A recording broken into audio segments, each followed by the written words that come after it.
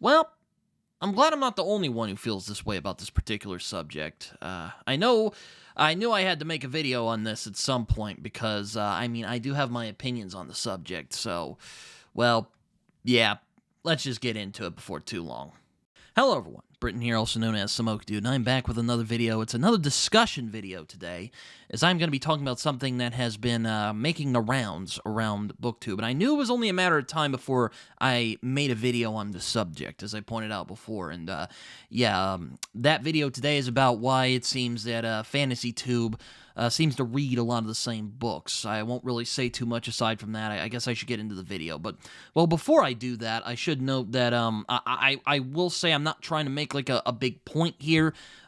These are just my opinions. I am just kind of expressing my thoughts and feelings about the situation. I'm not trying to make like responses or rebuttals or anything to any of the videos that were being made. So, yeah, with that all out of the way, let's just get into the actual video before too long.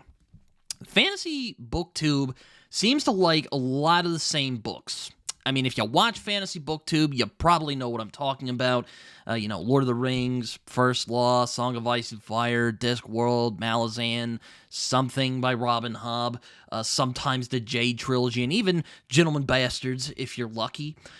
Those are the ones that pop to my mind anyway. I mean, hell, one of the reasons that I started this very channel was because I wanted to talk about some of the fantasy that I'd been reading that people seem to not be touching upon for one reason or another. And recently, I had seen there had been some videos that have been talking about this very subject. It was actually Nick Reads Fantasy who started this conversation with his own video discussing the topic, and the reasons why he thinks that certain fantasy series tend to be discussed more often than others. And I'm glad that he did, as I have had concerns about this very subject, and it was nice to hear someone talk about it in a very articulate manner. It's always nice for me to see that. People like Croc the Book Guy and Steve Donahue have also made videos talking about this subject as well, and after seeing those, I just knew I had to make a video on this subject before too long. Now, mind you, I don't want this video to turn to me complaining about why these 10 to 15 fantasy series get more attention and these more underrated series and books that I like don't get enough attention, because I don't really think that would be very productive or helpful when it comes to making this video on this particular subject anyway. Now, there are plenty of people out there who are willing to rant about that, and I personally don't want to be one of them. Now, would I like to see more people talk about series that I enjoy, like Baz Lag or the Dark Star Trilogy? Sure, of course I would. But me getting on here and yelling about all that, I don't really think it would do much to change anything. And also, I like some of these series too. Some of them, like The First Law or Gentlemen Bastards, have become favorites of mine as well. Some of these series just happen to be as good as advertised, and a shocker, I know. But this video today, I hope, will be my thoughts on the situation, how I think this comes about. Though, how I'll explain that, I don't know if I'll do a very good job, but I'll do my best. As for reasons why this trend happens, I think Nick and Croc explained it as well as anybody could, and I won't add to what they've already said, and I forgot to mention this, but I will link their videos down below if you guys want to watch them, and Steve's as well. I think all three are very good. But again, I don't really want to add to what they've already said, but if there was one thing that kind of bothered me in the videos that I watched, at least, and it wasn't mentioned, I was waiting for someone to bring this up, and as far as I know, nobody did. But that thing was accessibility. I think a lot of these series end up blowing up because they're generally easy to follow, and that's fine. I'm not saying there's anything wrong with that. I mean, we all like being told a good yarn from time to time, and some of these fantasy sagas, believe it or not, they are that. I mean, they're just that, and that's totally fine. At least the ones that I've read so far. Now, the only exception I'll make to that is probably Malazan, and even then, I don't know if Malazan is nearly as daring or as bold as something like Black Leopard, Red Wolf, or The Vor, or Titus Grown even. Then again, I am only going off of one book from that series, so if any Malazan fans want to tell me that I'm wrong, feel free to do so in the comments. But my point remains that many of these popular series are generally more accessible to people, while some of them are definitely commitments. Many of these series are long, for sure. The stories are generally easy to digest and understand, even when they get complex and sprawling. Sorry. And again, that's fine. I, as well as any person, like to be told a good old-fashioned story as much as the next person does. But another point that really stuck out to me was in Steve's video in particular, was when he mentioned that he noticed a sense of isolation among other booktubers who don't cover the same 15 fantasy series that everyone else seems to populate too. I won't really go into too much depth on this, as I actually already made a video kind of discussing this a little bit in the past. But I understand where Steve is coming from. I mean, I probably wouldn't put it in the way that he did, of course, but I definitely have felt this way. Like, I'm not part of the club, if you will.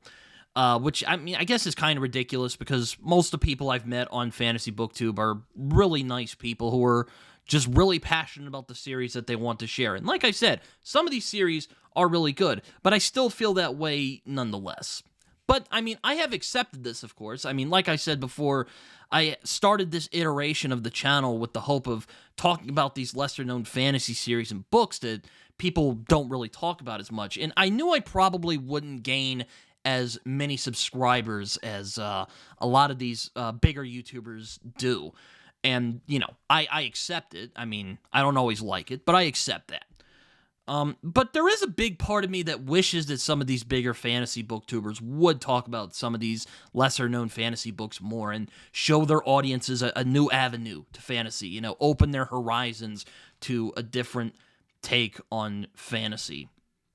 But with all that said, another thing I noticed wasn't really mentioned in some of these videos was the fact that I do think that this trend is slowly starting to change. I mean, it's slow, but it's been steady. I have seen over the past few years that there have been some bigger YouTubers who have started to talk about some of these lesser-known fantasy series, or even fantasy standalones, which are even, you know, less talked about.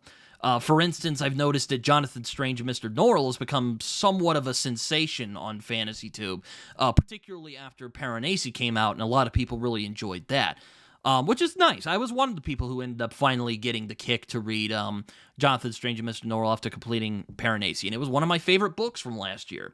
I still need to make a video about that at some point. Hopefully we'll get to that. Another example is like Jemmy Nuts discovering the Baz Lag trilogy, and he's been championing that on his channel and has even enjoyed the two books of the Dark Star trilogy that has come out as of lately, which has been nice. It's been very edifying for me. Is that even a word?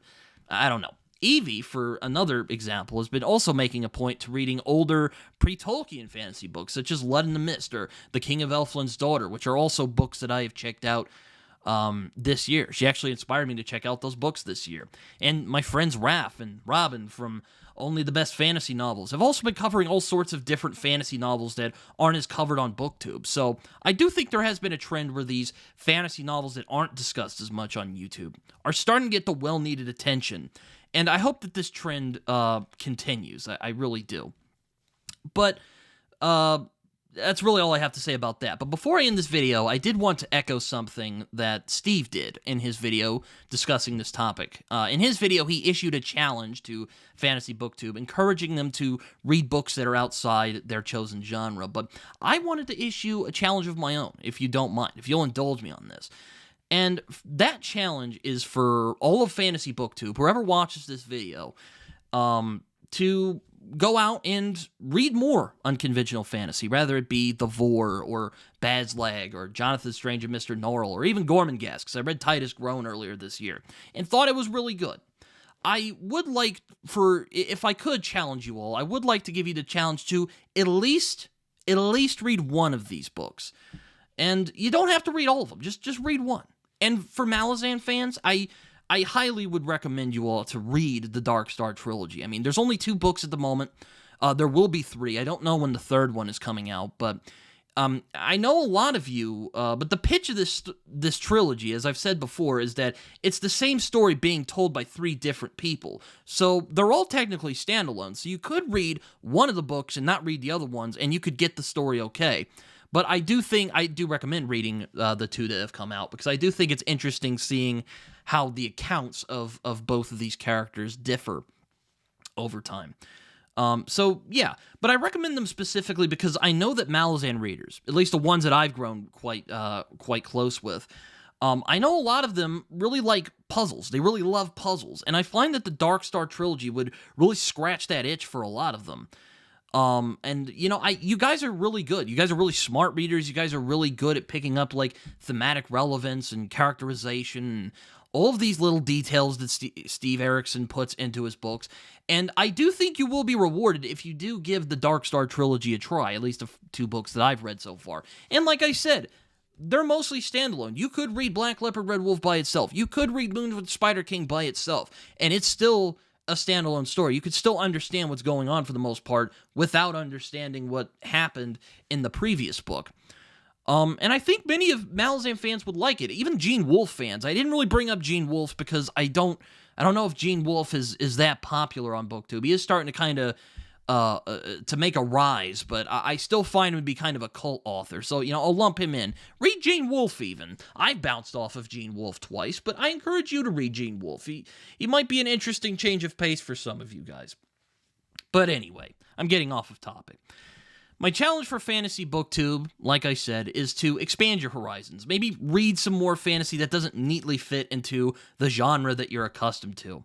And I think many of you can do that. You guys, you know, like Steve said, you guys are really great readers. We're all great readers here. We're all really good at, you know, we're all attentive. We all like to give the book time. We're very patient with these books. I mean, again, they are commitments. They are very long, but give them a try. I think you guys can do it. I mean, Titus Grown in particular is a very demanding read. I mean, it was definitely the toughest book that I have read in a long time. I mean, it might be one of the toughest books that I've ever read. But I think it would be interesting to hear you guys' thoughts on some of these books. I would love nothing more than to see maybe, you know, Bookborn take on something like Perdido Street Station, or Tudor Ramble talk about Black Leopard, Red Wolf, or, you know, whatever. I would definitely be interested anyway.